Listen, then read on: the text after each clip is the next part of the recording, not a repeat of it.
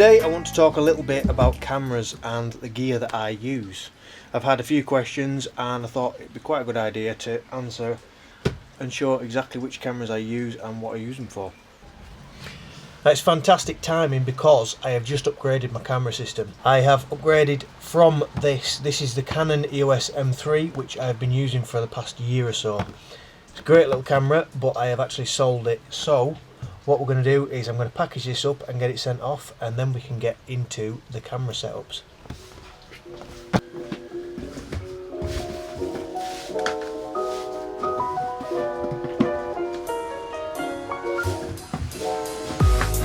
It's a bubble wrap. That'll do.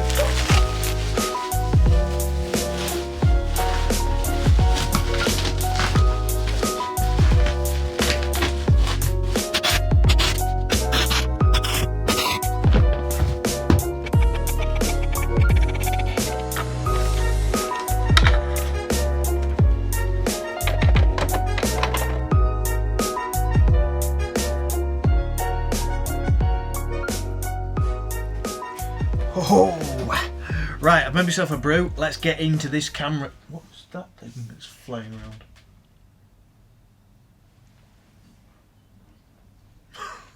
Something whizzing around in the garage.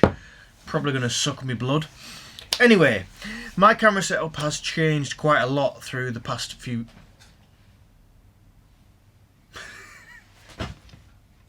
Do you mind? My camera setup's changed quite a lot in the past few years. I started out with this little thing.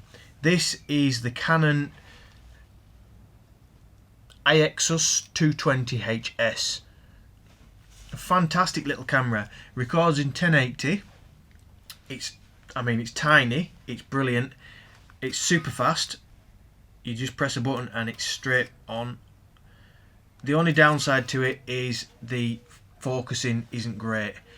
Whether it used to be, I don't know, but now it isn't. A lot of my earlier videos I filmed purely on this, a lot of the green laning videos that I've done, and I love the fact that it's so discreet. It just slips in your pocket and if you need it, it's there. So I filmed a lot of videos on this, and as I grew the channel more, I wanted to have better quality videos. So I tend to not use this anymore. The kids have been using it, they've been taking pictures and stuff with it. So I don't use that anymore. My other camera that I use is the GoPro. This is the GoPro Hero 9 Black.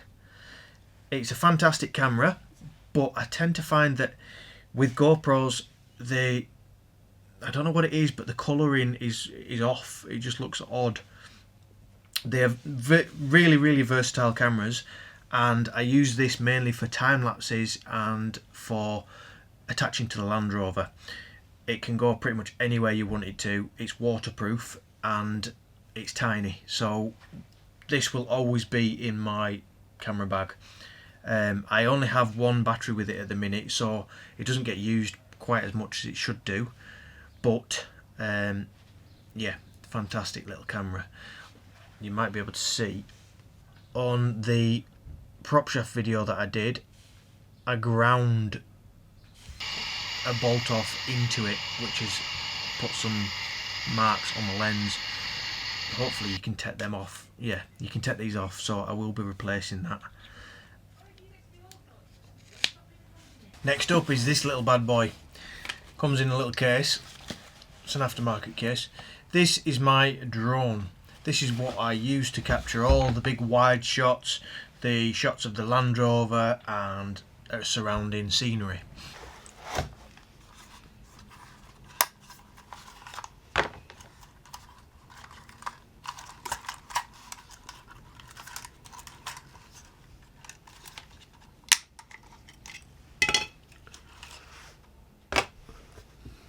So this is my DJI Mini 2.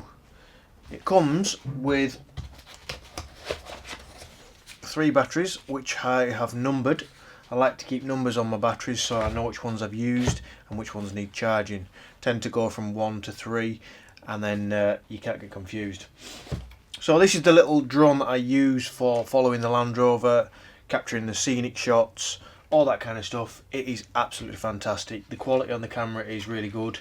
It was quite cheap. It's probably one of the cheapest that they do, DJI.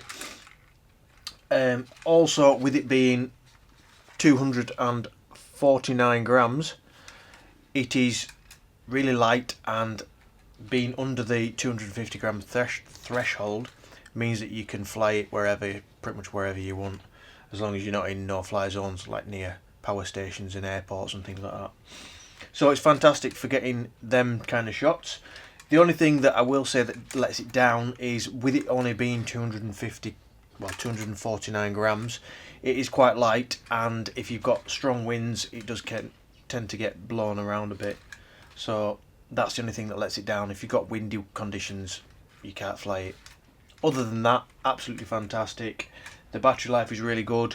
The distance is really good. Very rarely loses connectivity when you're flying it inside the car and stuff like that. So yeah, brilliant little drone. Really handy. So now I want to get into my main shooting camera. I've had more main shooting cameras than there is meals on Chinese takeaways. I've had loads. There's been I started out with this, then I progressed onto a entry-level DSLR, a Canon 750D. That was used in the tent box, our first night in the tent box video, which is probably one of my best videos.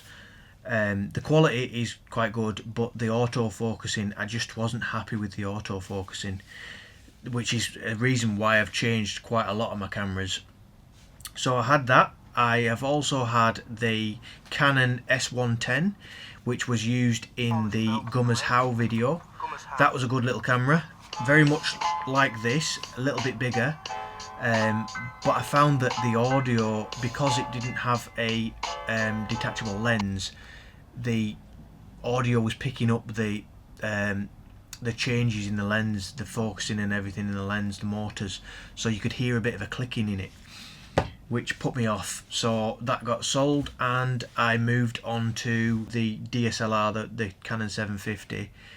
Then I found with the DSLR, it was a very big camera. It was very much in your face, and I wanted to do a lot of vlogging and public vlogging, and I don't tend to talk to the camera when there's people about. So having a big camera that stood out with a big microphone on top, it just wasn't for me. It was too in your face, and like I say, I was a bit embarrassed talking to a camera in front of people. So I put that for sale, I sold it, and I then invested in the Canon M3. The Canon M3 is a lovely little camera. It's not much bigger than this. It has detachable lens, and it also has an external microphone port. The M3 I used for a good year or so. Quite a lot of my videos have been filmed on the M3, and it, like I say, it's a fantastic camera. I found that the autofocusing is just a little bit slow. It was just a little bit too slow when you're trying to go from different scenes. It just wouldn't catch your face, it wouldn't track your face, and it'd hunt sometimes, so you'd have shots out of focus. So I decided to sell it. I put it up for sale, sold it, and I saved up a little bit of money and bought the Canon M50. The Canon M50 is a fantastic camera. The auto-focusing was brilliant, it was really smooth, super quick, and it was everything that I wanted. The screen flipped out to the side, which made it a bit bigger. It made it quite a big thing, you know, to be walking out. And again, back to the DSLR, it was a big thing to have out in the public, have people looking at you while you're talking to a camera. So it kind of put me off that. So I decided to sell the M50, and I went back to an M3. So this was the second M3 that I bought. The first one was a bit battered. It was second hand. There was a bit of damage to the grips and things like that. There was buttons hanging off, but it got me into the M3 series. So I bought a brand well, it wasn't a brand new, I bought a better quality M3, which is the one that I've been using, which is the one that I've just sold. Like I say, fantastic little camera, but the autofocus was just a little bit slow. Then I managed to find a M6 which was quite reasonably priced on eBay, and I jumped at it. I'd looked at quite a lot of reviews and the focusing is meant to be really good. This Canon M6 is meant to rival like the M50 and the Canon 80D for focusing. Also with the M3 you can only film in 24 frames a second.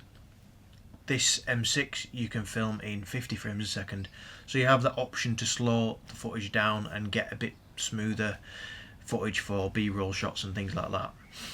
So I am now filming on the M6. I can't fault it. I think it's fantastic. The focusing, I'm looking at myself now, and the focusing is brilliant. I don't have it on the face tracking, I have it on a zonal focus, because I find that if you have it on face tracking it tends to go in and out of focus, try to track your face, and I don't want that. I want it to be a nice smooth focus. So like I say, I'm on the M6. So far I love it. I think it's brilliant, and it has the external microphone port, so you don't have the additional noises of the camera.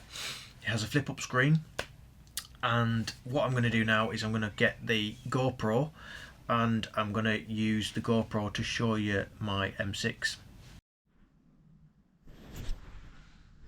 Okie dokie, so we're now on the GoPro. The audio is going to be a little bit off, but one thing I do like about the GoPro is I've got a little screen on the front, so you can actually see yourself and what you're filming. Anyway, let's get into the M6.